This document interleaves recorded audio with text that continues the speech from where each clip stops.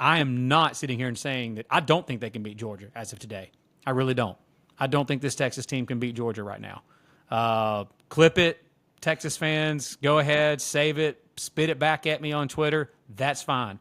I do not think that Hookem can beat the Georgia Bulldogs this year as of right now.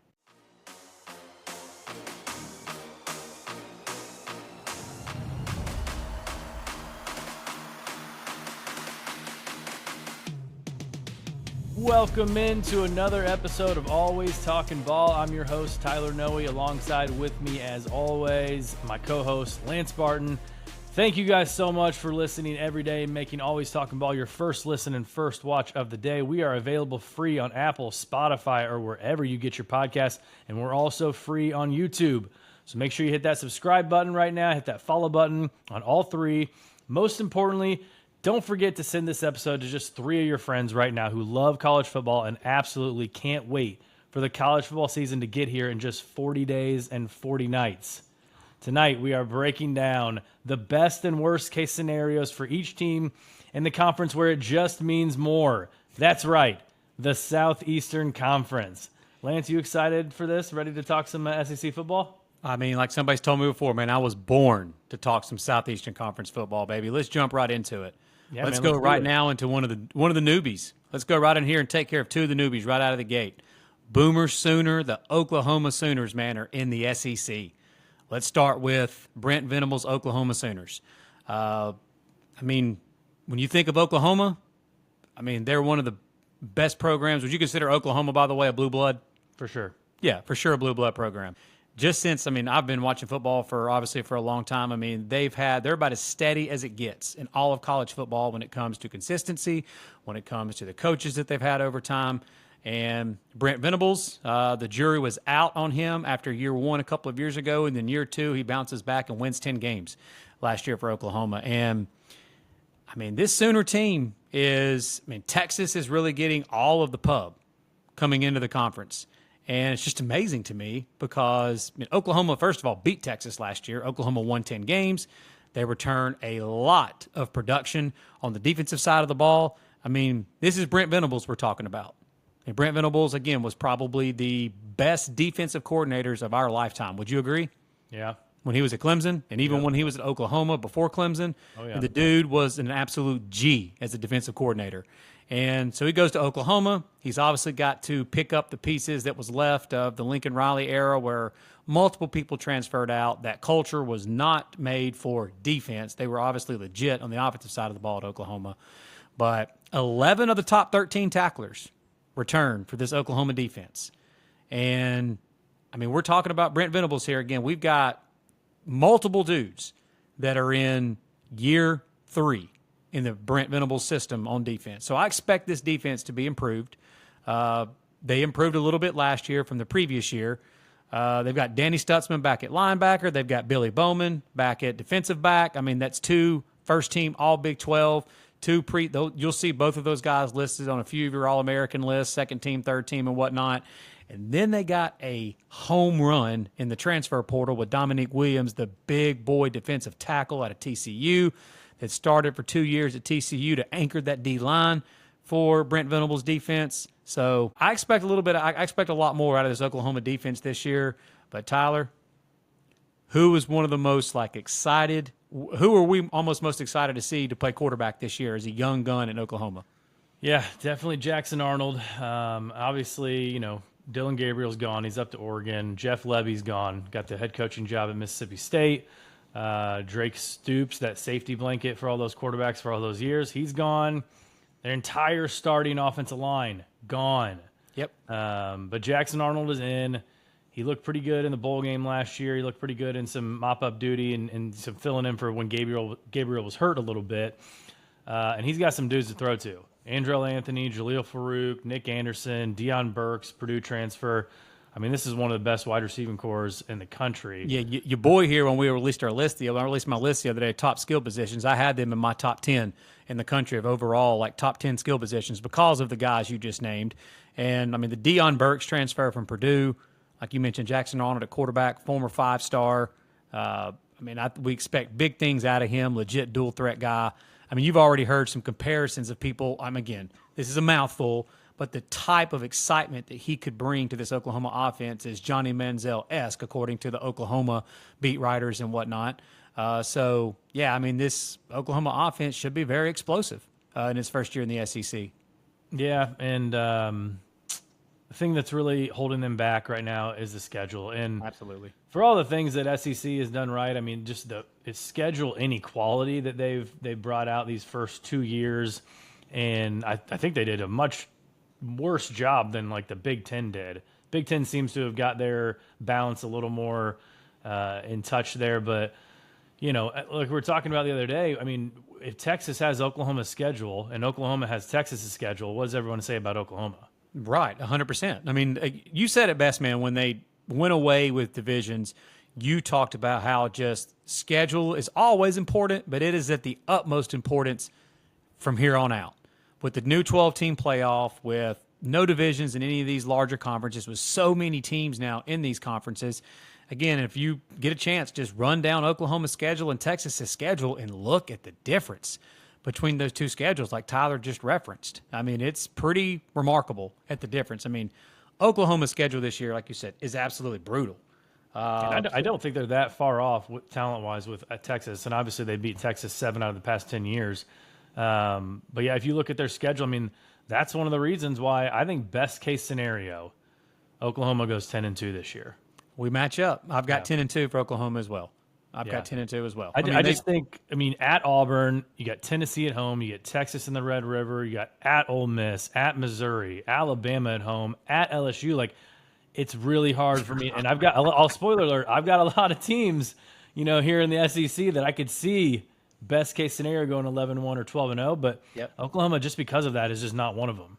No, I don't disagree, man. There's just too many roadblocks on that schedule with an inexperienced offensive line, a new offensive coordinator, while we love Jackson Arnold and we love the skill position for Oklahoma, but I can't see them going 11-1 or 12-0, just like you. So 10-2, though, with this schedule, 100% Oklahoma would be a playoff team if they do reach this best-case scenario, like you just mentioned, at 10-2.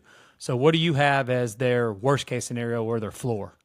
Worst-case scenario for me, I've got 5-7. Same. We match up 100%. I mean, you could see them losing at home to Tennessee. You could see them losing at Auburn, losing the Red River, Ole Miss. I mean, I just mentioned all the teams, so it's just I don't think that's going to happen. Obviously, we think, maybe somewhere in the middle. Probably 7 or 8 wins is a good season for Oklahoma in the first year in the SEC.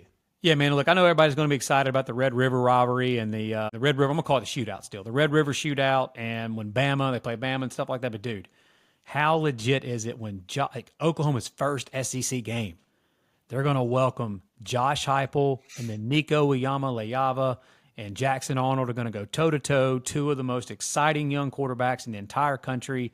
That's going to be an incredible game. It's one of my favorite games of the year. That's definitely one of the most underrated games that doesn't get mentioned as some of the best overall games in the country. Your boy Kelly Ford did mention it, though, the other day as one of his most watchable games of the year when those two teams lock up in Norman. But I'm with you. How about their first road SEC game down on the plain?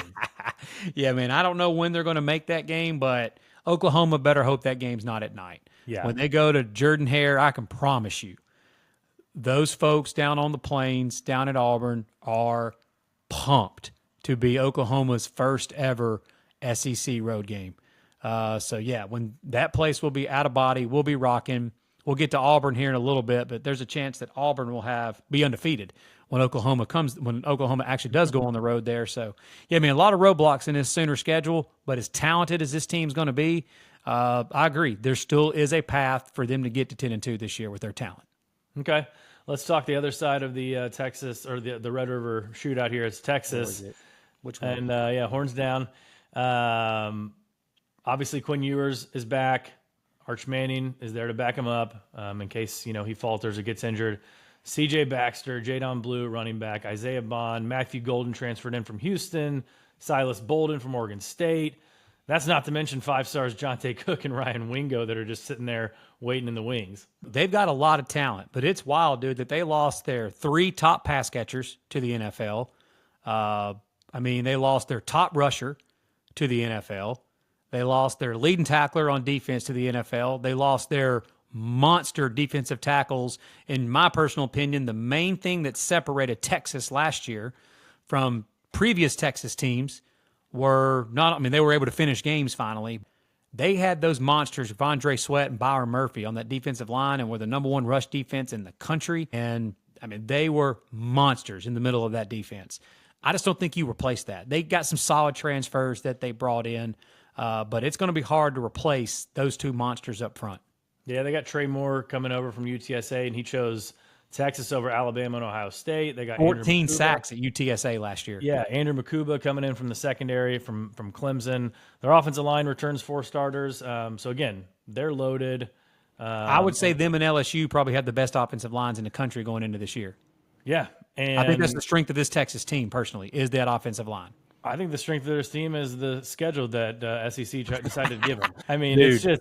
it's unbelievable. And again, props to them. They go to Michigan, so at least they're playing a talented, team out of conference. But yeah, how about that? They had Alabama at Alabama last year, and now they're at Michigan. I mean, you can't fault Texas for what they're doing in the non-conference, that's for sure.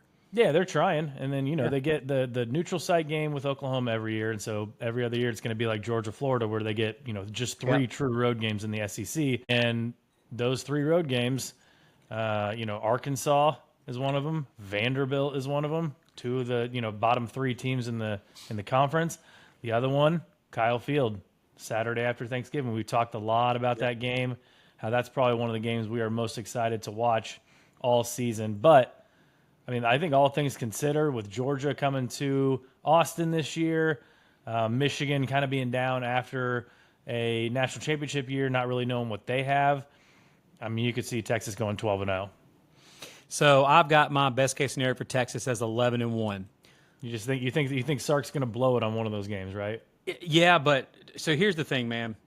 Texas they're legit. They are. I mean, it's obvious. Their talent speaks for itself. How Sark and that staff has been recruiting the last 3 years is incredible. Since the new age of NIL, I mean, they're doing it just as good or better than anyone in the country right now at talent acquisition overall through recruiting and through the transfer portal. But I'm sorry, I'm just not ready to sit here and say yet that after we're talking one really good season that Texas had last year, that they're all of a sudden now they get to be considered among the elite of the elite in this sport.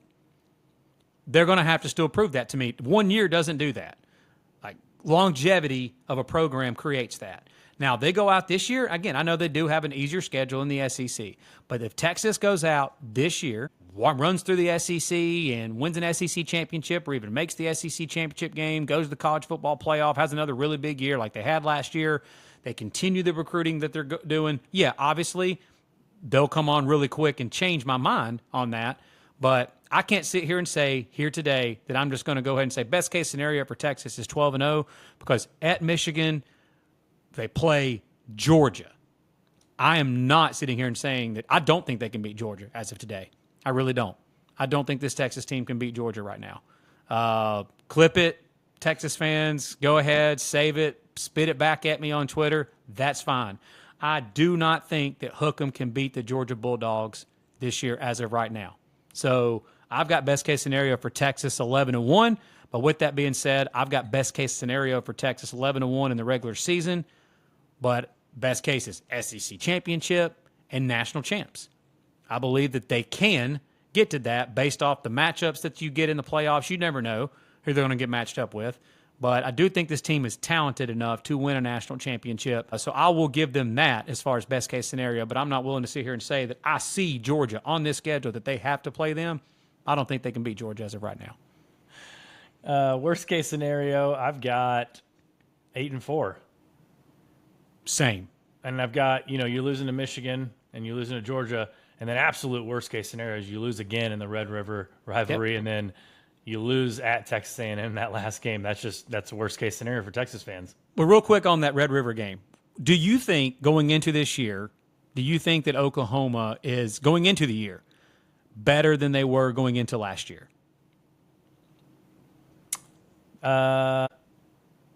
They're unproven. I mean, Jackson Arnold's unproven. We saw Dylan Gabriel do it before Oklahoma. Mm-hmm. Again, the entire O-line having to be revamped scares me a little bit. But that game's always crazy. It is. Every game is always crazy. Is it? I guess my point being is that Oklahoma that first year, coming off that rough year that that Brent Venables had after year one, people really weren't that high on Oklahoma last year going into the season, and people were sky high on Texas. Texas ended up playing in the college football playoff last year. My point being is I don't think this Texas team is better than last year's Texas team. I don't. I think they're really good. I think they are a championship contender. But I think this Oklahoma team is better going into this year than last year's Oklahoma team because I think the defense is going to be much better. And I don't think the offense takes much of a step back at all. So it's just amazing to me, man, that, again, everybody acts like that Texas is just leaps and bounds ahead of Oklahoma right now. That's just not the case. Yeah, I'm with you. Okay, on the other side of that Texas A&M rivalry is the Aggies. So awesome.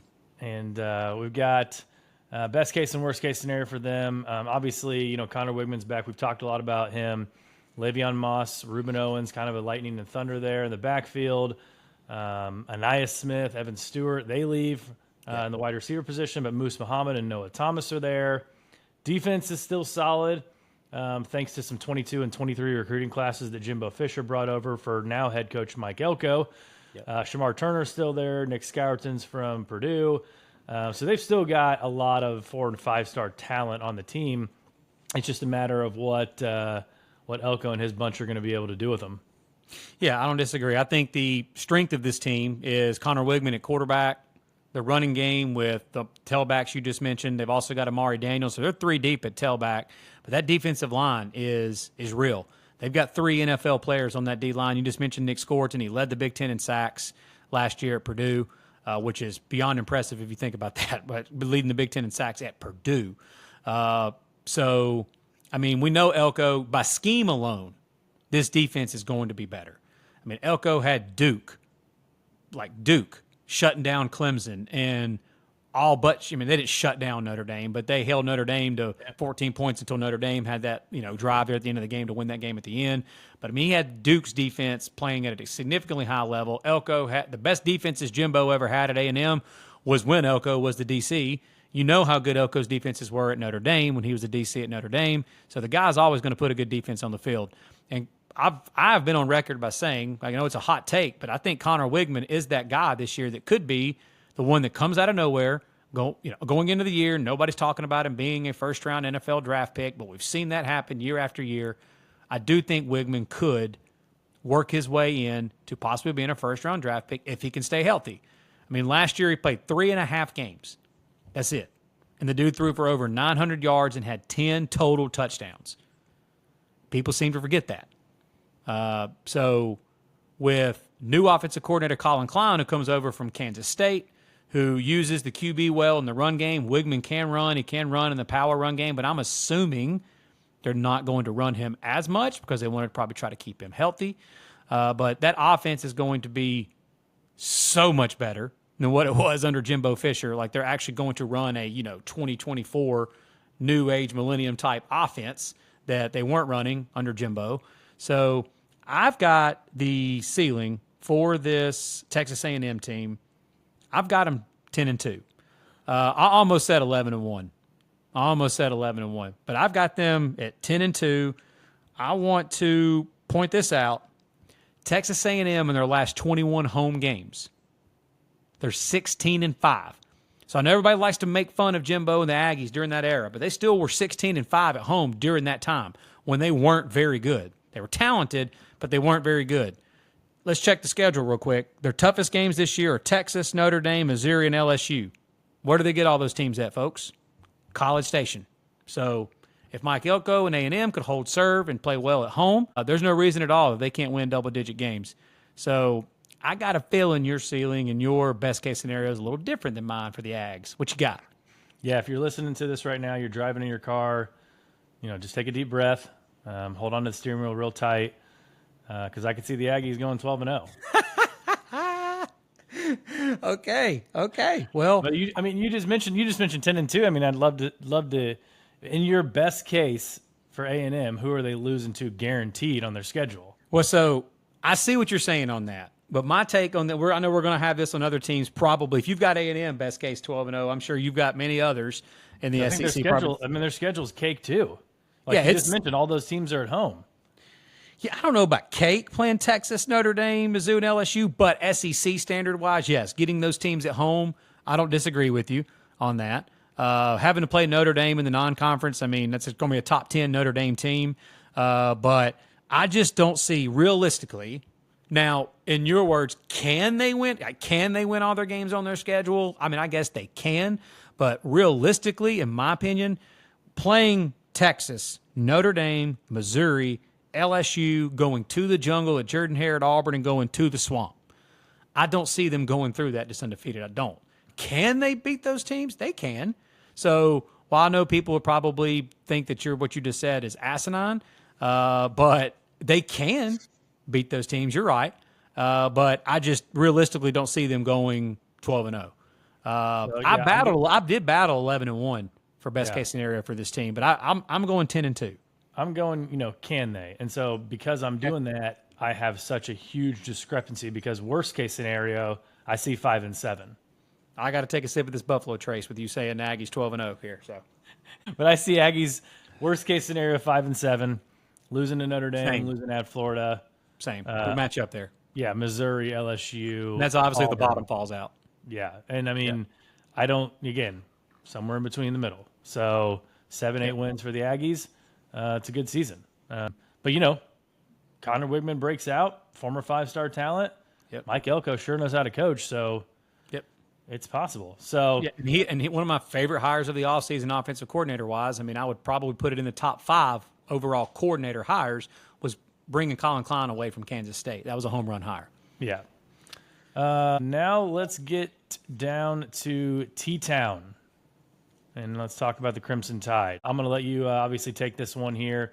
All I'm going to say about Alabama is, and they've been landing a lot of recruits lately, and you and I have had a lot of back and forth about that, and obviously on Twitter and stuff. If you remember correctly, a couple of years ago, Dan Hurley became coach of the UConn Huskies, had a so-so first year. I think this could be a Dan Hurley situation here. And if you remember what he said in one of his press conferences, he said, if you're going to get them, get us now. Because the next couple of years you're not going to be able to. And guess what they've done? They've won back-to-back titles. So if you're going to get Alabama, you better get them this season. Fire me up. Because obviously they lost a lot of guys in the portal. That's no lie. DeBoer's getting a ton of recruits for next year, in the next year's class. So we don't know exactly what this team's going to look like. They still are stacked with talent, but it's unproven talent. I'm just saying, if you're out there listening and you are hoping for the demise of Alabama, you better beat them this year, or else you might not get a chance to in the coming years. Yeah. So first of all, fire me up. Second of all, so a lot of people are thinking just because, Vegas I think has their win total 9.5, which is one of the lowest win totals that they've had in years. I would love to sit down with some of those odds makers and ask them if Nick Saban were still the coach of this team with this exact same roster, would you have their win total at 9.5? And I keep going back and forth to people, telling them, look, Kalen DeBoer is 104-12. We know all that stuff about he's won everywhere he's been. He's always punched up. He's beat teams. He's the definition of he has done more with less in his career. And everywhere he's been a winner. And he's elevated the level of play of offense and defense, especially on the offensive side of the ball, with what he did with Michael Penix and those receivers out at Washington. I just think it's going to be interesting what he can do with Jalen Milroe. And, dude, that's another thing. I'm just going to ask you, where is just the complete disrespect coming from on Milroe going into this season? There's some people talking crazy about, maybe Ty Simpson should be the quarterback, and what's going to hold Alabama back is Milroe at quarterback. The dude in his last 5 regular season games had 17 total touchdowns, 2 picks. He was good enough to beat Georgia. He was in overtime with Michigan, who won the national championship in the Rose Bowl. He finished 6th in the Heisman Trophy voting, and now he's got Kalen DeBoer that's going to be coaching him, and people act like he's just not really even mentioned to be one of the better quarterbacks in the SEC. Yeah, last year was just such a It was like a weird year. Like it was, but he dramatically improved as the year went on. He didn't play well against Texas. Everybody remembers him getting benched for some weird reason against USF. That was so strange. He had some other clunkers. I mean, obviously, you know, he had the 4th and 31 at Auburn, or else they would have lost that game. It was just a weird year for Alabama all around. Well, but I'm with you. I don't understand the talk around him not improving with a guy like Kalen DeBoer and offensive coordinator like Nick Sheridan. No, I don't disagree. And speaking of the weird year, we're talking about a Nick Saban coach team last year. They gave up 49 sacks, which was the most in Alabama football history. They were 75th in the country in penalties. They were 10th in the country, top 10 in turnovers lost. They literally couldn't snap the football. Seth McLaughlin from the center position last year. So discipline and just undisciplined, stupid mistakes last year was obviously their biggest downfall. But this year's Alabama team, I mean, I got a lot of flack for not putting Alabama in my top 12 of skill position list the other day, but they could be on that list at the end of this year. But as of right now, the number one thing that I can say about this Alabama team that we're not used to saying about Alabama teams is just unproven at a lot of positions. The talent is obviously there. They've got high-level 4 stars and 5 stars all over the place. I mean, Jam Miller, Justice Haynes at tailback. They've got at least 6 very talented wide receivers. Again, unproven, but very talented athletic wide receivers. Everybody's excited about Jeremy Bernard, the transfer from Washington that came over with Kalen DeBoer. He was kind of that next man that was supposed to be up after that crazy talented trio at Washington last year. So he comes over with DeBoer at wide receiver. Kendrick Law is supposed to be. He was out of Louisiana. A high recruit is going to get his turn now at wide receiver. The offensive line, Tyler, don't worry. I'm not going to pump all of that offensive line talk like everybody did last year going into the season. But DeBoer did say that the most improved position group by far since they've arrived on campus is that group. And it's a talented group. It's, in my opinion, the best interior offensive line in the country with Jaden Roberts and now Parker Brailsford at center and Tyler Booker at guard. I mean, that's 3 future NFL highly rated players. We just don't know what they're going to look like at the tackle positions overall. And I know they got, brought back Caden Proctor, who the weirdest transfer thing I've ever seen in my life, going to Iowa and then coming back. But he struggled a little bit as a true freshman last year, which rightfully so. I mean, playing against SEC defensive ends. But I'll say that the defense, I think, is what do you think? What do you think about them switching from the 3-4 to the 4-2-5? So according to the X's and O's experts, apparently Saban really kind of later in his career was kind of running more of a 4-2-5 type, matchup type defense to begin with. I know when Kane Womack, who is South Alabama's head coach, he runs what they call the swarm defense. By the way, love that name. But apparently Kane Womack and Nick Saban sat down, and Womack said after the fact that there were just a lot of similarities between their defensive schemes in general. Obviously, it puts extra emphasis on athletes in space with 5 defensive backs on the field. Alabama's got probably the best inside linebacker tandem in the country with Deontay Lawson and Jahad Campbell. But if I was the main worry about this Alabama team, in my opinion, is corner, because they're unproven at corner. They brought in former 5-star top corner in the country, Damani Jackson out of USC. But I have to admit, any defender coming from USC, I'm a little worried. I don't care how highly recruited that he was out of high school. We don't know how good he can be yet. Maybe putting him on a team that can actually play a little bit of defense, he'll look a lot better. I don't know. But the rest of the corner group is very highly rated 5-star freshmen. They're highly ranked, highly talented, but we don't know. They're unproven, kind of like the receivers. The edge rushers, they lost Dallas Turner. They lost multiple other edge rushers to the NFL. So they're going to be unproven, talented guys at defensive end.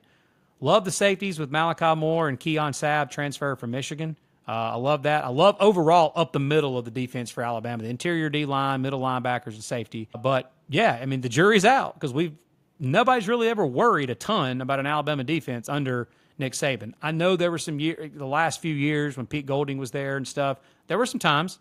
Think about the Tennessee game at Tennessee a couple years ago, how rough they looked. I mean, there were some times this Alabama defense looked very suspect in the Saban era, but there's been some times where some Kalen DeBoer defenses have looked suspect too. 100%. Yeah. I mean, I get it why anyone would want to question right now defensively what this team is going to look like. We've had Nick Saban as the controlling the defense with Kirby Smart, Jeremy Pruitt, etc. That was, Alabama fans were very comfortable on that side of the ball for the most part. A lot of talent there. Kane Womack looks the part as far as like what people think he could be. The staff that they hired around him, I think, is really good. But I have to admit, this schedule is no joke. I mean, we can project what the rankings are probably going to look like. Vegas stuff, all the Vegas odds are already out. Alabama plays 5 teams that are in the Vegas top 15 based off their odds to win the national championship. So I've got the ceiling for this Alabama team in the best case scenario as 11-1. And that is because that even some of the best teams in the Nick Saban era, I mean, they didn't go 12-0. And to your point, can they win all the games? Yes, they can. But do I think they're going to get through Georgia? Do I think they're going to get Georgia, at Tennessee, Missouri, at LSU, at Oklahoma? I don't think they're going to get through that unscathed. So I've got best case scenario for Alabama 11-1. I'm just going to stop giving my best case scenarios if you're just going to treat me like that. Yes, can they go win all 12 games? Yes, they can. Okay. Especially getting the Georgia game. Now, if that Georgia game's on the road, sure, like that would be one I'm like, I don't think they can go in there and win. I've seen them go into Tennessee and win plenty of times. Yeah. I've seen them go into LSU and win plenty of times. Oklahoma's a newbie, and I think they can go in there and win that game. Wisconsin, non-conference game, I think they can win that game. Worst case is where it gets a little more dicey, and just because, like I said, if you're going to get them this year, you better get them. If you're going to get them all, you better get them this year. I think worst case scenario, 7-5. Ugh. Well, I guess mine's not too far off. Mine's 8-4, but I mean, you go into Camp Randall and you lose that game, and then you get a bye week, and then you come back and you lose to Georgia at home. You lose to your rival Tennessee. You lose to LSU. You drop one of those 2 games against Oklahoma or Auburn. Like, just worst case scenario happens. Yeah, I've got 8-4, and best case scenario 11-1 with going further than that, SEC champs, national champs as best case scenario for Alabama overall. Okay, and you can't talk Alabama without talking the other side of the Iron Bowl and talking about Auburn. Brother Hugh. And old brother Hugh Freeze, who's obviously, transition year last year. Wasn't exactly what he was hoping for. First half of the season, they looked just completely lost. Freeze took over play calling duty his last half of the season, and Peyton Thorne kind of turned a corner. Jarquez Hunter, running back, turned a corner a little bit. He averaged over 100 yards per game in the last half of the season. And now they've got upgrades at wide receiver. They got Robert Lewis coming in from Georgia State, Keandre Lambert-Smith coming in from Penn State, Cam Coleman, he's probably going to be their number 1 option, like right off the bat, I would think. I would be shocked. I mean, so right? I just want to throw in a stat while you're talking about the receivers and the overall, like just the passing game in general. You were saying they looked rough at the beginning of the year. Hugh Freeze ended up taking over play calling. Auburn was ranked 101st in the country last year in passing. Mm-hmm. That offensive line and that receiving group was a joke because of the previous regime, Brian Harsin, and even later in the Gus Malzahn era. They were recruiting the end of the Malzahn era into the Harsin era. They had about 4 straight years of just awful recruiting at the wide receiver position and the offensive line position. And Hugh Freeze, I would love to have a conversation with him, like behind closed doors, about what he really thought of that roster. Because I'm going to be honest with you, that was a roster last year. Hugh Freeze made a bowl game in the SEC last year with a high-level group of 5 roster. I firmly believe that. Mm-hmm. That was... And I know it was SEC West, but that was not an SEC West or even a middle-level SEC-type roster last year that he had to take over. And like you said, they put the meme up that help is on the way with this group with Auburn, with the amount of recruits that you said they brought in. I mean, would you say Cam Coleman, if you had to talk about freshmen that's going to play, obviously the freshman wide receiver at Ohio State, freshman wide receiver at Alabama, Ryan Williams. Cam Coleman's up there with both of those guys as far as impact, true freshman wide receiver into this year. Would you agree? Oh, yeah. And, I mean, what are your thoughts on Hugh Freeze just completely taking over play calling this year, taking it back? I think he had to do it. Yeah, I agree. He saw it wasn't working, obviously, and made a change. And do what you do best. I mean, darn near beat Alabama in the Iron Bowl. Right, do what you do best. I mean, he was dialing up ball plays at Ole Miss that was beating good teams when he was at Ole Miss. So, I mean, like you already mentioned, the wide receiver group, I mean, Jarquez Hunter, Damari Alston, Jeremiah Cobb, that's all three of their best tailbacks from last year. They're back. They're significantly deeper and better at the wide receiver position. I mean, hot take, I think Peyton Thorne will be one of the most improved players in the country this year. He came in late last year onto a roster that was not any good, having to learn a completely new system, was bouncing back and forth between multiple play callers.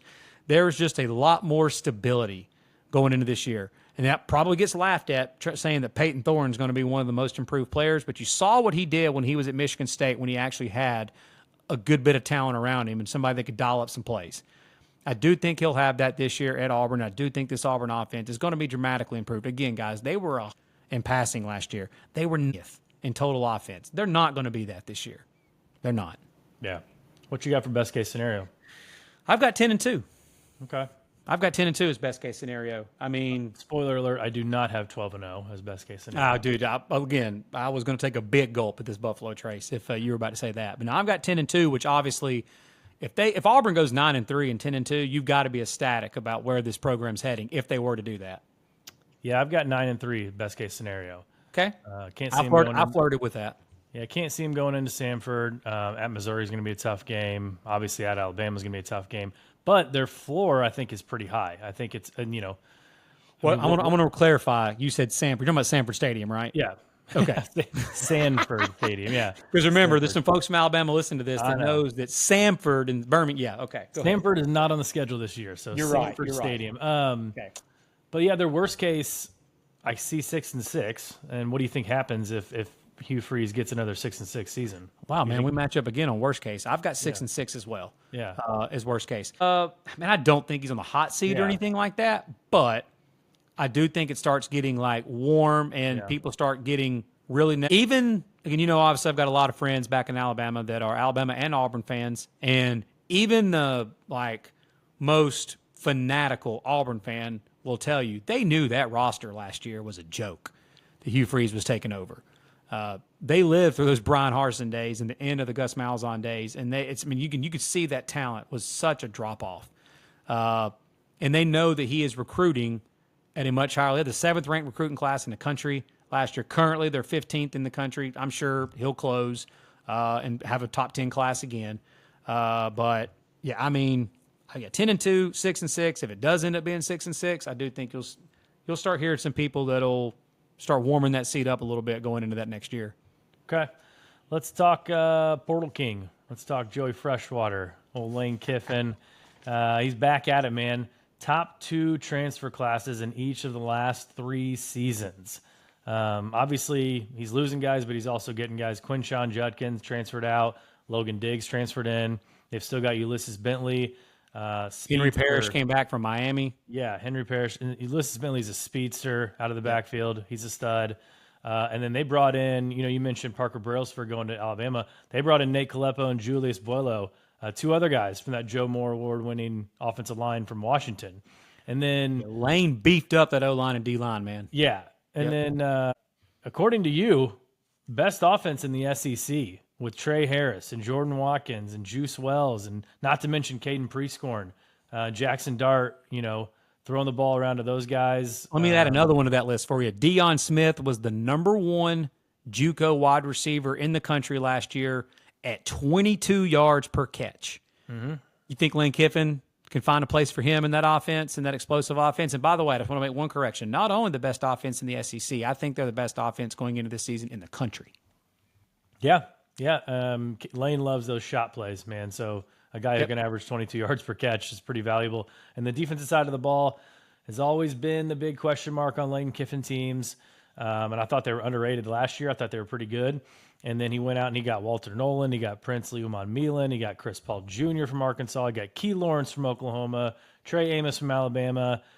He's really trying anything and everything every single year for those transfer classes to hit a home run. And I mentioned it 7 months ago, right? We were talking about, the transfer portal and everything, how they're looking at this schedule and they see opportunities on this schedule.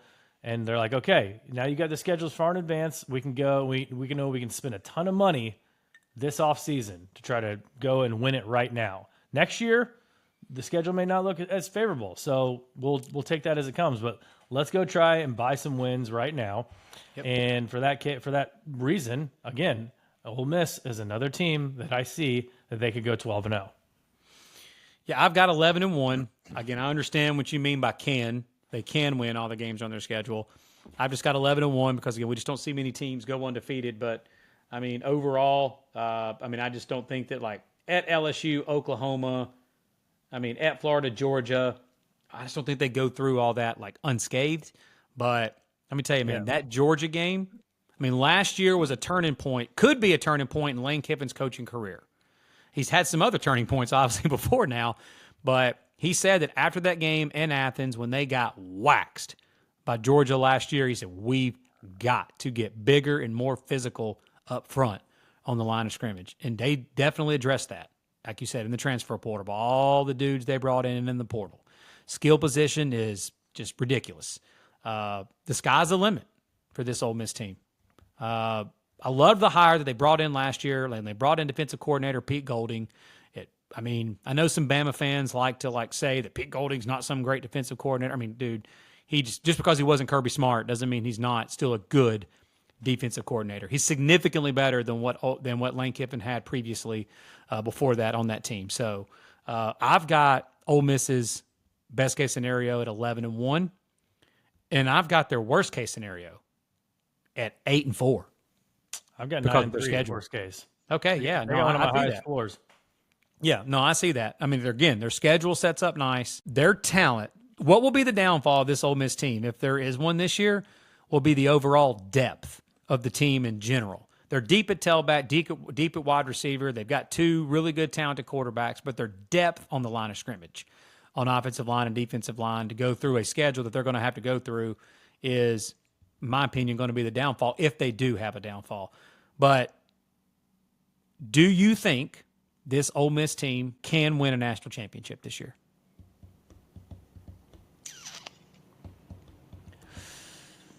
I want to say yes because I chose their best case scenario as 12-0, but it's tough for me to envision Jackson Dart being a national championship winning quarterback. I agree. I think he's a great quarterback. If he takes another level up and takes another step, then okay. But they still got to prove it. Last year they obviously lost to Alabama and Georgia. They had a great season, 11-2, but lost to Alabama and Georgia. And there's still that separation, and they may close that gap even more this year. Yep. But there's that separation between them and the dynasty tier teams. No, I agree. So I've got them 11-1, like you said, regular season. They can win an SEC championship with this roster, but I've got their ceiling at making it to the college football playoff semifinals. I don't have them going any further than that as far as their overall best case scenario ceiling. But I think Ole Miss fans would be ecstatic if this team could make it to a college football playoff semifinal. Oh yeah. It's going to be a fun year in Oxford, man. It's going to be a lot of fun. Okay, let's head down to the Bayou, down to Baton Rouge, and talk a little LSU Tiger football. And Brian Kelly enters his third year. Obviously, Brian Kelly's no stranger to third-year turnarounds. Central Michigan, he went to the MAC title game. Cincinnati, his third year, they went 12-0. They went to a BCS Bowl. His third year at Notre Dame, they went 12-0, went to the national championship game. So it's his third year. All he's done so far is go to an SEC championship game his first year, produce a Heisman Trophy winning quarterback. Obviously, the defense was the biggest downfall last year. They bring in Blake Baker. They still got Harold Perkins. The offense will still be talented. What do you say? What do you say about LSU? So obviously it starts with the defense, but I know you and I both agree that Blake Baker is a G as defensive coordinator. What he did at Mizzou was incredible. His defenses at Mizzou were fantastic. I think Mizzou last year in like 4 of their last 5 games allowed like 14 points or less. So bringing Blake Baker back to the Bayou, back to the state of Louisiana, was a home run hire, making him one of the highest paid coordinators in the entire country. The overall defensive staff that they hired in general, bringing back Corey Raymond as defensive backs coach, who was the DBs coach during all those years at LSU, had those crazy defensive backs, that crazy run of DBs with the Honey Badger and whatnot. And Bo Davis, defensive line coach at Texas. We talked about how great that D-line was last year at Texas. If you talk to Alabama fans, the best D-line coach they had in the entire Nick Saban era was Bo Davis. He was the one building those monster D-lines in the early Saban era. Bo Davis is an LSU alum from the state of Louisiana, so he is home. I think that just schematically alone, they still got talent there, man. The athletes there at LSU is never not just plentiful. The defense will be improved. Now, how much improved? I don't know. They're not going to be ranked in the ones anymore this year defensively. But because of, there's a lot of teams that they play, they're going to be really, really good offensively, like an Ole Miss, for example, like a Lincoln Riley and USC right out of the gate. So statistically in some of these games, they may not look like they're so much better because of the offenses that they're playing against, but I do think the defense will be improved. And, of course, this starts with Harold Perkins, like you said. But I think the strength of this team, they've got the best offensive line in the country going into this season. And I'm not an offensive line guru, but I think everybody that watches and listens to college football can agree that Cole Kubelik from Jocks 94.5 in Birmingham is an SEC network. People lean on him when they talk about offensive line play. And that's who he said is the best offensive line in the country. Do they got 5 stars transferring out to go to Tennessee because they've got 2 offensive tackles that are going to be future first-round picks this coming up year? So, they've got guys that's been starting for multiple years on this offensive line. Garrett Nussmeier has just been waiting his turn. Everybody tried to pluck this dude away from LSU last year, and he stayed and waited his turn. Now it's his turn. And do you think that most people, Tyler, realize that or don't realize how good this receiving corps can be this year because of what they lost to Malik Neighbors and Brian Thomas Jr.? Yeah, but they lose that every couple of years. They lost Jamar Chase and Jordan Jefferson. Yeah. Or Justin Jefferson, and then they lost Malik Neighbors and Brian Thomas come right in. Yes, Malik Neighbors, Brian Thomas, and now you got Kyron Lacey, you got C.J. Daniels. The cupboard's never bare. No. So Lacey was that number 3 man just waiting his turn last year. C.J. Daniels is from your alma mater at Liberty, was over 1,000-yard receiver last year. Aaron Anderson is kind of listed as a fringe starter. That was a former 5-star recruit that Nick Saban was devastated that he left the Alabama program to transfer back to LSU, and go back to his home state. So, again, the cupboard's not bare at the skill position for this LSU team. And, again, they're another one. They got a fantastic draw in this schedule deal overall. They got a fantastic draw. And you can blame the schedule. You can blame the scheduling inequality for all these 12-0 best case scenarios. So you got them 12-0 best case? I almost did. I had them 11-1. Okay, me too. I got the best case scenario 11-1. Again, though, they get Alabama at home. They get Oklahoma at home. They get Ole Miss at home. And we're not talking about just a home field, guys. We're talking about Death Valley. Yeah. They get these teams in Death Valley. I would say, road game-wise, at Texas A&M. Texas A&M has given them a fit. They beat them a couple years ago. That was the Connor Wigman coming out party when LSU went to the SEC championship game that year. They did go to A&M and get beat in College Station, so that's kind of been a tough place for LSU to play overall. But USC right out of the gate, in Vegas, it's Lincoln Ryan, that offense, who knows? But yeah, I've got 11-1 as best case, and I've got 9-3 as my worst case. I got 8-4. Okay. Yeah. Okay, I can see that. Yeah. There's just so many. Again, it's the SEC. There's so many good teams. We haven't even talked about Georgia yet, and we're not going to right now. We're going to talk about Tennessee next. Going to Rocky Top, baby. Yeah, we're going to Tennessee. Nico Iyama-Leava. Yeah, again, along with Jackson Arnold, another guy that we just can't wait to see week in and week out. Obviously, we got a little taste of it against Iowa last year in the bowl game, which he lit up one of the nation's top defenses. They get 3 offensive linemen returning, including Cooper Mays. Starting centers coming back. Again, you mentioned Lance Hurd from LSU transferring out. Obviously, he goes to Tennessee. Dylan Sampson starting at running back now. Obviously, Jalen Wright is off to the NFL. We talked a lot about their wide receiving corps, Squirrel Wright, Brew McCoy. I had them top 10 as well on my skill position list. Yeah, and then, I think on the defensive side of the ball, one of the best D-lines in the country with James Pierce anchoring that. I think, maybe the back seven's probably a little questionable there, but again, the offense just always overshadows the defense when it comes to Heupel, and he's got now the best quarterback that he's had since he's taken over at Tennessee. So not only the best quarterback, again, we'll throw a hot take out here. So Heupel last year was the first year in his head coaching career while he was at UCF and then he came to Tennessee. Last year was the first year he did not have a top 10 total offense in the country.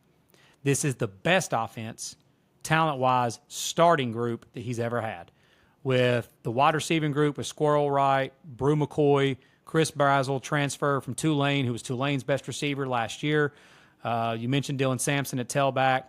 He's never had a quarterback that was, Nico Iamaleava was, we all know who Arch Manning is. Some of your recruiting sites had Nico Iamaleava ahead of Arch Manning. And Nico from state of California has been waiting his turn. I'll be honest with you, I'm surprised they didn't go to him a little sooner last year. But we saw what he could do in that bowl game against one of the best defenses in the country, against Iowa. I know we haven't seen Nico play but one game. But I think it's safe to say that we can project that a Josh Heupel offense, who again has had a top 10 offense every single year, except last year, that the most talented QB he's ever had with the skill position players that he's going to have and with the offensive line, like you just mentioned, this Tennessee offense is going to outscore the temperature in some of these games. So defensively, they don't have to be great. They just need to be solid, need to be serviceable, need to be able to get some stops, need to be able to force a few turnovers. They don't have to be otherworldly great. But I'm interested to see what you have Tennessee as your overall best case scenario. Again, I think they got another favorable draw for the SEC schedule, and I've got them best case scenario 11-1. Yep. Losing at Georgia. Yeah, the Georgia game is just gonna be tough to get. Yeah. Worst case, I got them 7-5. That NC State game, we've talked a lot about that. The second week, that's a tricky one at Oklahoma. One of the best non-conference games of the year that nobody's talking about. And at Oklahoma, week 4, Heupel going back to his alma mater for Oklahoma's first SEC game. Can't wait for that one. The Alabama game, even though they get to host it this year, that's a tough one, again, at Georgia. And so it's, Florida, too. The worst case scenario, them losing to Florida again, right? Yeah. So I've got best case scenario for Tennessee 11-1. And I've got their worst case floor. I've got it at 8-4. Okay. And I think it's going to be a fun year on Rocky Top. They're a legit playoff contender. I think their overall ceiling would be making it to the SEC championship game. I don't think they can win the SEC championship. And I think they're good enough to advance around in the 12-team playoff. So I think a college football playoff win, an 11-1 regular season, making it to Atlanta is their overall ceiling. Yeah. Now let's talk Georgia. This is going to be similar to when we talked about Ohio State, where it's just it's 12-0. It's best case scenario, national champs. Obviously, they're the class of the SEC. They're probably going to be preseason number 1, maybe number 2, but probably preseason number 1. 42-2 the last 3 years, only 2 losses to Alabama.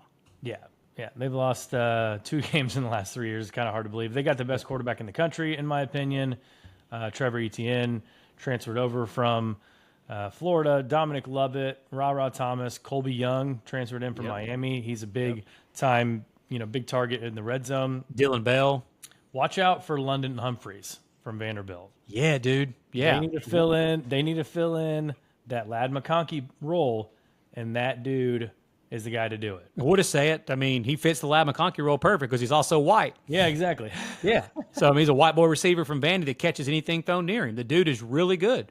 There were a lot of teams that wanted that guy. So it's funny when people talk about skill position, they don't really talk about Georgia that much.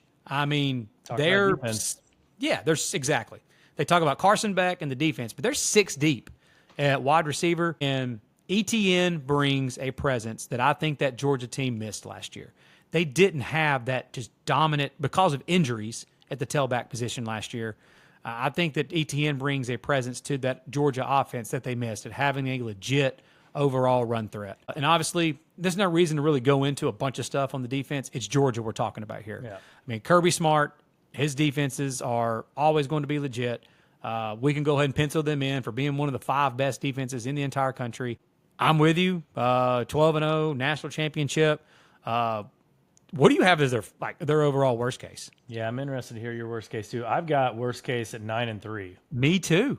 And Me too, because of those 3 road games. They're 3 brutal road games. Yeah, and we talked about it a couple weeks ago, how they've just played in the SEC East for so long. And it's not the SEC West. It's a step below. They get to play Florida every year, but they also get to play Kentucky and Vandy and South Carolina all every year. Now they're getting a little step up where they've got to go to Alabama this year. They've got to go to Texas. They've got to go to Ole Miss. And I got to take that back. I actually had them 10-2. Okay. As their worst case, because I just don't think they're losing to Texas. That's true. You did say that. I just don't. Yeah. But yeah, 9-3. I mean, and that's worst case scenario.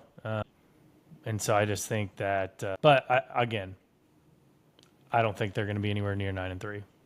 No, me either. I mean, everybody can try to nitpick certain things. I just think, again, this offense is going to be the best, as far as talent-wise, at the skill position that Georgia's had, which sounds like a mouthful, but it is. Overall, talent-wise, at wide receiver, tight end, running back, quarterback, it's the best they've had. Yeah. Let's talk about one of last year's darlings, and right in your backyard in Columbia, Missouri. MIZ.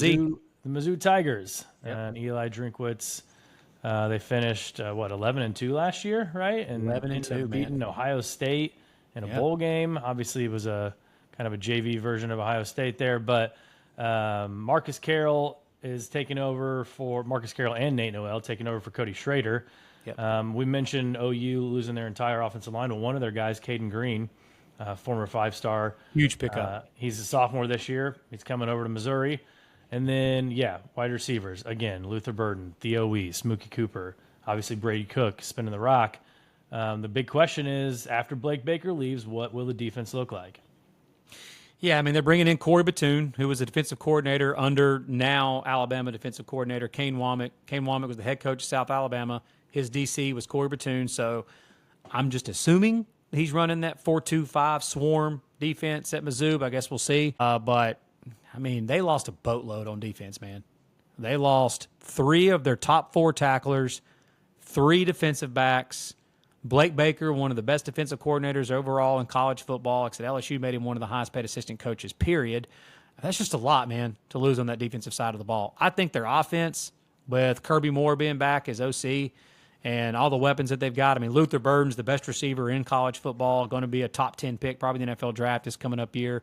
You know, Theo Weiss is back at receiver, Mookie Cooper. So all 3 of their starters at receiver are back. I mean, I'm just worried about this defense. And loved that Mizzou team last year. And I really like this Mizzou offense a ton going into this year. I also think, we'll get to it here in a second, but we talk about schedules. They got the best. Them and Texas got the best schedules, period, of all of your 8 or 9 like SEC, like playoff contending teams. Mizzou and Texas got the best draws. They're the only team that gets all 4 of the bottom 4 SEC projected teams. Yep. But I want to bring up, just if I'm playing a little devil's advocate here, I want to bring up a little something here that I just kind of diving into this that I looked into. I know Mizzou won 11 games last year. Incredible. Best year they've had in a very long time. They should be very excited going into this year, and college football playoff aspirations. Making it to Atlanta for an SEC championship game is not out of the question. But last year, they beat Middle Tennessee State 23-19 at home. They beat Memphis in St. Louis only 34-27. That's 2 G5 teams. They beat Kansas State. I know Kansas State was solid, but they only beat them by 3 on their home field, and they beat Florida 33-31. That's 1, 2, 3, 4 games that they won by 1 possession last year. What if that flips at all this year? I'm just again playing devil's advocate. I know that we go off of what happened last year and going into this year, you look at schedules and think, well, there's no way that this team can lose to that team or something like that. Like I just named teams last year that Mizzou was that close to losing those games. But I've got best case scenario and ceiling for this Mizzou team. I flirted really hard with 11-1, but I'm going to say 10-2. And I'm going to say 10-2 and ceiling being a college football playoff team, which, again, if Mizzou gets in this dance as a 12-team playoff team, the fan base that is right here in my backyard will be floored, ecstatic, and they should be. Because Eli Drinkwitz has this Mizzou program in general going in the right direction. There's a lot of exciting things going on right now for this Missouri program. What do you have? I got 11-1. Okay. Worst case scenario, because of the schedule, I've got 9-3. Yeah, I had 8-4. Yeah. I had 8-4 as worst case scenario. It's just, and I think if you told a Mizzou fan going into a season their worst case is 8-4, I think they'd take that. Yeah, first 4 games are just, I mean, they're all at home. Yeah. And they're against Murray State, Buffalo, Boston College, Vandy. They go to A&M, and then they go. They get a bye week before A&M, by the way. And then they got this weird game where they're going to UMass. They're playing Boston College, and they're playing UMass. Drink must be he must have some little love affair with recruiting up in the Northeast. I don't know. Yeah, he's got something up there. So I think, I mean, given the schedule and the fact that it's a fairly manageable schedule, even for a questionable defense, 9-3, worst case scenario. Yeah, I don't disagree. I don't disagree. Let's talk about the Florida Gators. And this is a team that you and I kind of went back and forth on many times last year. It was kind of one of our most contentious over-under win totals for the season. And again, Billy Napier, he's back on the hot seat. They got a tough draw in the non-conference with playing Miami. Miami looks to be toughest schedule in the country. Yeah, obviously they get, at Florida State, and then UCF and as another non-conference. They get 3 in-state rivalries in their non-conference, and all 3 of those teams are going to want to beat Florida just as bad as Florida wants to beat them. But Graham Mertz is coming back. It's just it's another season for Florida where I think they have the talent. I'm just not sure we're going to be able to see it because of that schedule, especially those last 5 games of the season being Georgia, Texas, LSU, Ole Miss, and Florida State. I mean, that's 5 top 15 teams right there.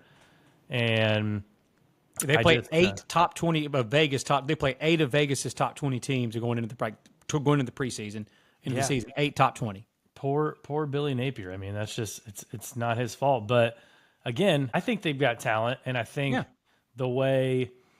If Graham Mertz can play really, really special, if their wide receivers can play well, if the defense can definitely improve from last year in the second season of Austin Armstrong's system.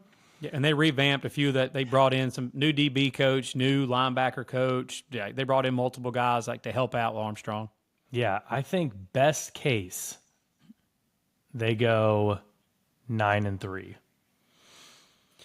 I flirted really hard. I got 8-4 as best case. But again, this Florida team's got a ton of talent.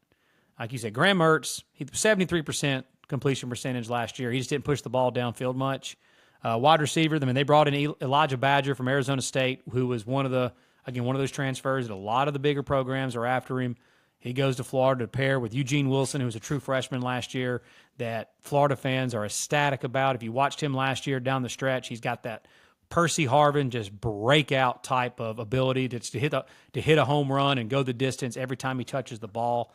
So they've got talent on the offensive side. But I'm with you. I've got 8-4. What do you have as their floor, as their worst case? Worst case scenario for Florida, 2-10. I said 3-9, but I understand why you said 2-10. I mean, you beat Samford and you win at Mississippi State, which, if you're 2-10, that's a tough game too. But you lose to Miami, UCF's no joke. Yep. Obviously, you're losing at Neyland. Kentucky's coming in and they're beating you because they're better. And then again, those last 5 games, if you're 2-5 going into those last 5 games, you're not a good team, and you're probably not going to win any of those games. And the best thing that Billy Napier could do is if he's in that situation is go ahead and call to the bullpen, hit that right arm to the bullpen, and go to DJ Lagway, because I think that the biggest thing that could save his job is the fact that if DJ Lagway were to give an old Jimmy Chitwood from the movie Hoosiers and say, Coach goes, I go. Coach stays, I play. Yeah. That's what he needs. Yeah. If they do have this worst case scenario that you just said. Yeah. Let's talk Kentucky Wildcats and Mark Stoops, who almost got poached by Texas A&M. It was rumored heavily that he was going to get poached by Texas A&M, and Aggies fans weren't having it. They pulled a Clay Travis and an old Tennessee deal, like the Greg Schiano deal. They just went to Twitter and said, we're not taking But Kentucky, they bring in Brock Vandegrift at quarterback, who was in, I mean, if you remember correctly, this time last year, that Georgia quarterback race was close. I mean, at least Kirby was saying it was close between him and Carson Beck. Obviously, Carson Beck wins it, and the rest is history. Chip Trainum comes in as running back from Ohio State, who he scored that last-second touchdown against Notre Dame last year. And then, still for the life of me, I can't figure out how or why or what happened. How did Kentucky land Jamin Dumas-Johnson from Georgia as a linebacker? Starting middle linebacker, would probably, first team All-SEC linebacker, like preseason last year for Georgia. That was just strange. Yeah. But after the season, he just transfers to Kentucky. Kentucky last year defensively, they were second in the SEC against the run. They bring back 8 starters from that defense. Like you just said, they add Dumas-Johnson at linebacker. Offensively, like Vandergrift, former 5-star out of high school. Barry and Brown and Dane Key are 2 receivers that started as freshmen and sophomore. And they landed a pretty sought-after wide receiver in Jamori Macklin from North Texas, who had over 1,000 yards receiving for North Texas last year. So, this Kentucky team, I'm sure there's going to be people, just like always, Tyler, like you said, it drives you crazy going into the year. There's going to be these people that's going to try to pump it down your throat that this is it. This is that Kentucky team. This is that 10-11 win Kentucky team. Luckily, they get Georgia week 3 of the season, so we're going to know pretty quickly this is not that Kentucky team. Yes, I don't disagree with you. I don't disagree. They were definitely blindsided by losing OC Liam Cohen to the Tampa Bay Bucks. They're bringing in offensive coordinator Bush Hamden from Boise State. Yep. Can't say I know much about him other than obviously Boise State won the Mountain West last year. He loves to run the ball. 72% running attempts. Yep. So obviously Mark Stoops is going to love him. Yep. So what do you have for Kentucky as your best case scenario? Best case scenario for Kentucky, I've got 8-4. Same. We match up. Worst case scenario, I got 5-7. We match up 100%. Okay. On that 8-4, 5-7 for Kentucky for me as well. Yeah. The last 4 teams we got are Arkansas, South Carolina, Mississippi State, and Vanderbilt. It's going to be tough for any of these teams to make a bowl game, in my opinion. But best case scenarios for a lot of them, I've got bowl game. But Arkansas, Mr. SEC here, we're going to test your mettle on knowledge on some of these teams here. But Arkansas, obviously Sam Pittman, probably on the hottest seat of all in college football, right? Yeah, 100%. I mean, you'd probably say going into the season, him, Billy Napier, Dave Aranda at Baylor. I mean, is he just keeping that seat warm for Bobby Petrino? See, I don't know, man. I mean, I know that Arkansas fans probably want that guy. Just interesting that I know that Arkansas fans have been trying to reach for those glory days of the Petrino days where they were winning 10, 11 games and going to, New Year's Six bowl games. But, of course, Pittman brings in Petrino as offensive coordinator, which was kind of a shocking hire because a lot of people kind of wanted that guy as their head coach. So some people are saying, did he just bring in his successor? Was he made to bring him in as OC? These are all the rumors, some of the rumors that you're hearing. But either way, Petrino's trigger man looks like it's going to be Taylon Green, who's a 6'6", 220-pound dual threat quarterback from Boise State. He's got a ton of talent, but he's going to have to improve on his 57% completion percentage and 11 touchdowns to 9 interception ratio for the times that he played last year in the Mountain West. That's just not going to get it done in the SEC. So, but with the talent that he's got a legit dual threat talent playing for Petrino. We know Petrino can dial up some ball plays, and the dude can still coach offense. So, be interesting to see what he can do for Arkansas. Arkansas last year went 4-8. And 5 of those 8 losses were by 1 possession. So while everybody wants to say that Arkansas is just trash, there were many games they were in last year that they could have won. that if they go 7-5 last year, we're not talking about Sam Pittman on the hot seat like we are. But they did. They still lost those games. Landon Jackson, defensive end for Arkansas, is your team captain. He's one of the best defensive players, period, in the SEC. He's one of those guys that you're kind of shocked that he hasn't, in today's transfer portal era, that he hasn't gone to one of your top-tier programs, that someone like Texas or Oregon or somebody hasn't thrown just tons of NIL money to get him away. But he stayed at Arkansas. But I've got and not been generous with this, to be honest with you, I've got Arkansas's best-case scenario 5-7. And I love Sam Pittman. Everybody does. Good old cold beer, Sam Pittman. But if I've got 5-7 as my best case. Think he's got to make a bowl game to keep his job? I do. Okay. I do. Well, best case scenario, I got him at 6-6. Okay. So, in worst case, I've got 3-9. Yeah, I've got 4-8. So, yeah, it might be another long year for the Razorbacks fans there. But how about we head down to South Carolina, talk a little Shane Beamer and a little Beamer ball. Yeah. So last year was the first losing season for Shane Beamer at South Carolina. He's kind of overachieved so far in his years at South Carolina. There's been some teams that hasn't had the overall talent, that he's kind of punched up a little bit and overperformed and outperformed his overall roster talent. Last year was that kind of first year, and that had no doubt everything to do with the fact that they were dead last by a long shot in the SEC in rushing last year. They were under 90 yards per game in rushing, which I don't know if you know this at home, folks, but under 90 yards in a Power 4 conference rushing attack is pathetic. So it makes even more, by the way, that Spencer Rattler threw for like over 3,000 yards last year with 0 run game, 0 offensive line. They had so many injuries on the O-line last year. Didn't have the talent at running back. But again, help is on the way. Rocket Sanders, who is, when he's healthy, has been one of the best running backs in the SEC that came over from Arkansas, who kind of shocked everybody and transferred to South Carolina. So they've also got a very young, talented, dual-threat quarterback that a lot of your folks will tell you that Lenora Sellers is going to do some big-time things and bust on the scene this year with his athletic ability.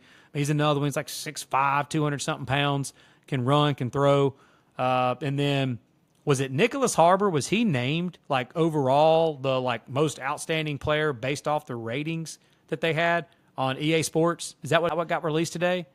I don't know what it was. I mean, but his ratings just, again, you said it a year ago. He's just a freak. Yeah, he's like 6'5", 240-something, and has like crazy 100-meter and 200-meter times in track. Play defense, play offense. He's going to play offense for South Carolina. He didn't really bust on the scene last year like a lot of people thought, but I think you're going to see him a lot this year. Dylan Stewart was a 5-star edge rusher that they brought in as a true freshman. I think you're going to see him play right out of the gate. And they've got a middle linebacker in Debo Williams that was one of your better linebackers in the SEC last year. He's back.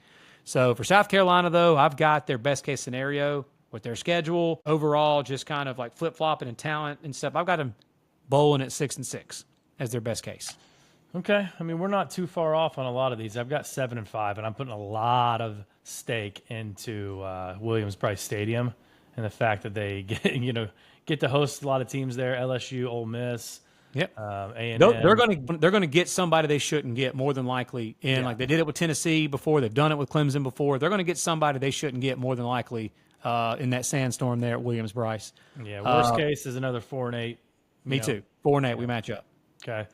Jeff Lebby takes over at Mississippi State. It's going to be a heck of a rebuilding job there.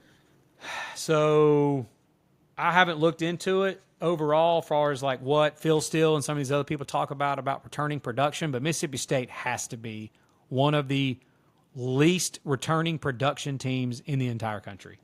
I mean, they don't return, I don't think, a single starter on offense, and they've got like 2 starters back on defense.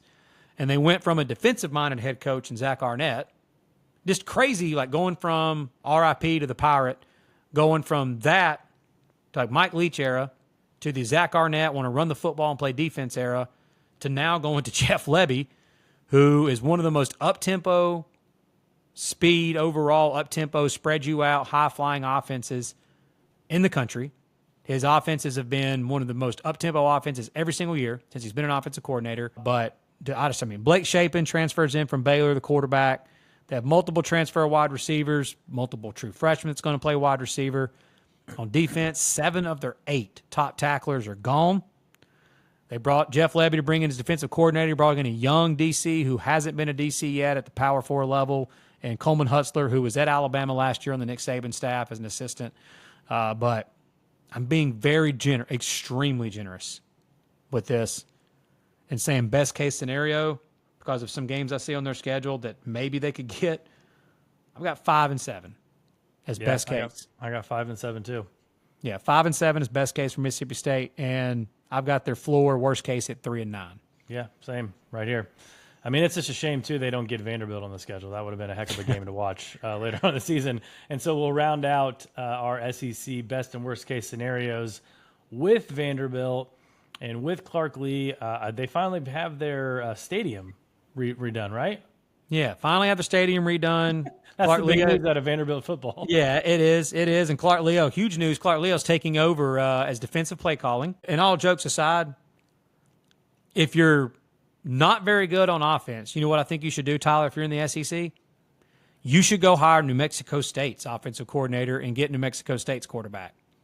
Yeah. Because that's what Vanderbilt has done. Yeah. New Mexico State offensive coordinator Tim Beck and Diego Pavia. Diego Pavia. Auburn fans know a little bit about Diego Pavia. Yeah, and so we get to go back to Jordan Hare. Yeah, and what's funny is everybody wants to act like Vanderbilt just doesn't have any talent ever. Well, obviously Georgia, Colorado, and some other teams thought that because Vanderbilt's top 4 receivers transferred out. One went to Colorado and is expected to be one of Colorado's best receiver this year, and one went, you mentioned him earlier, went to Georgia. Yeah. So, again, I'm being generous here. A best-case scenario for Vandy's 3 and 9. That means that they're winning 2 of those ugly non-conference games, and they somehow upset somebody in SEC play would be my ceiling for them, my best case. I got 3 and 9, and I've got worst case is 2 and 10. Me too. I mean, you know, you're beating Alcorn State at home. You're beating Ball State at home, which, you know, Vandy's been on par with MAC level teams before. And then they're going to Georgia State in their non-conference. Obviously, Virginia Tech's coming in, but going to Georgia State. And I think their over-under win total almost every year and for SEC wins is either half or 1.5 games. And it's probably a half this year. It's usually a half. I think it is. I've already looked at it. It's a half. And it's just kind of like, okay, who's the best chance? I mean, maybe South Carolina coming in on November 9th.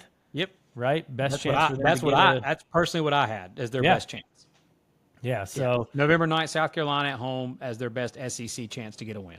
Yeah, it's always tough for Vanderbilt in the SEC. This year is probably not going to be much of a difference. But you got anything else you want to say about the SEC?